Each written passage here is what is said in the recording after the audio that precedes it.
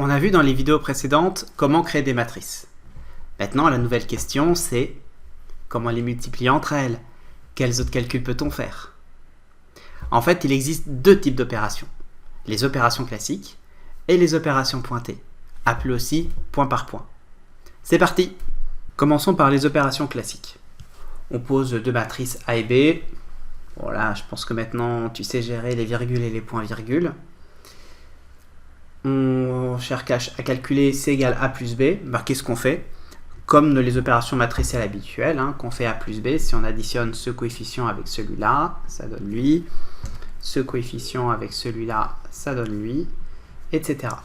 C'est en fait la matrice C égale AIJ plus BIJ avec I et J qui sont compris entre 1 et 3. Je peux aussi multiplier une matrice par un réel, comme dans les maths que tu connais. 4 fois une matrice, mais on multiplie chacun des coefficients par 4, ça nous donne la matrice 4 fois BIJ. Rien de spécial.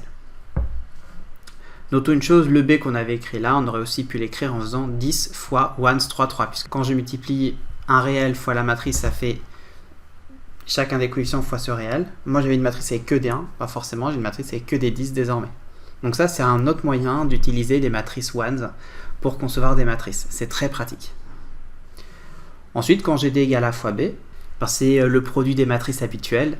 Donc ici, le produit D égale A fois B. Et si tu te souviens bien, le coefficient, c'est quoi? C'est la somme des AIK BKJ. Pour IJ qui sont entre 1 et 3. Et le K ici qui va entre 1 et 3 puisqu'il y a 3 coefficients.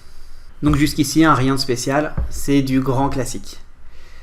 Premier cas où ça change, le cas du C plus 1. Quand j'écris une matrice ou un réel, dans la réalité, dans les maths, c'est horrible parce qu'on n'a pas le droit d'additionner une matrice et un réel. Qu'est-ce qui se passe quand on est dans Scilab? Quand on fait C plus 1, ça rajoute 1 à chacun des coefficients. Si je rajoutais 5, ça aurait rajouté 5 à chacun des coefficients. Ça nous donne quoi? Ça nous donne la matrice CIJ plus 1. C'est à bien connaître parce que c'est très utile dans certains calculs, surtout des calculs qu'on voit en deuxième année. Évidemment, le C plus 1, on aurait pu le faire autrement. On aurait pu faire C plus 1 3,3, ça aurait donné ça. Ou alors, C plus 1 C, pour rappel, quand on écrit une matrice 1 avec à l'intérieur une matrice, le 1 prend le nombre de lignes et le nombre de colonnes de cette matrice-là. Donc ça, c'est comme si je faisais 1 3, 3. C'est la même chose. On arrive maintenant sur le cœur du truc, les opérations point par point ou opérations pointées. Là, ici, je fais D égale A point fois B. Et ce point-là, il change tout. Parce que je ne suis plus dans le mode où je fais A fois B dans les produits de matrice habituels. Qu'est-ce qui se passe quand je fais D égale A point fois B? Je reprends les matrices A et B. J'ai multiplié lui par lui. Et ça me donne 10. Je multiplie 2 fois 10 et ça me donne 20. Je multiplie 8 fois 10 et ça me donne 80.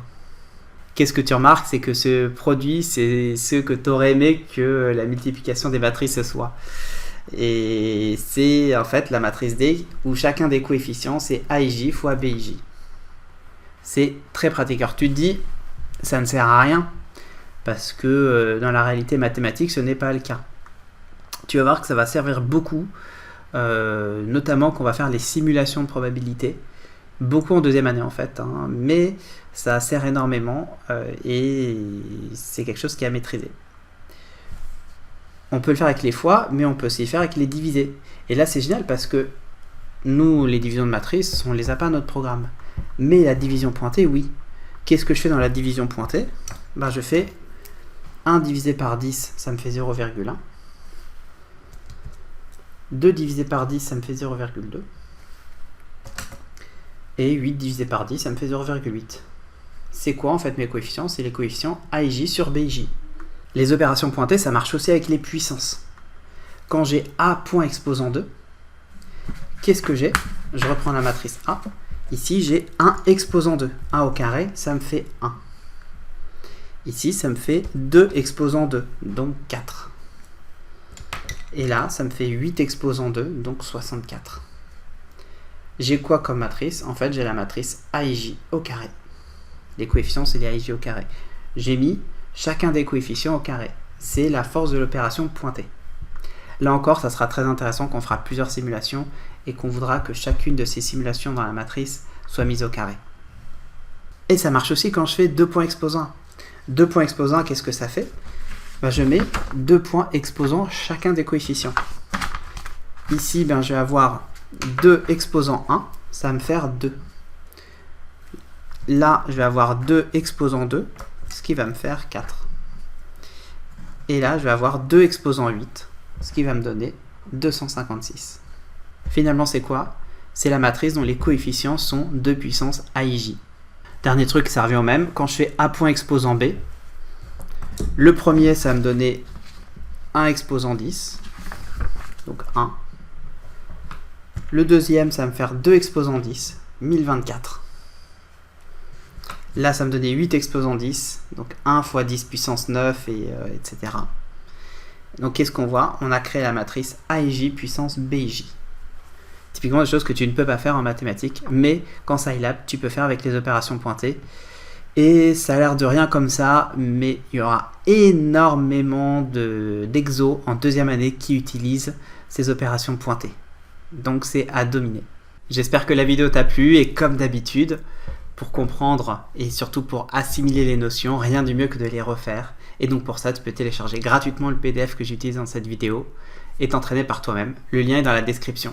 La prochaine vidéo, c'est comment faire l'inverse et la transpose d'une matrice dans Scilab. À bientôt!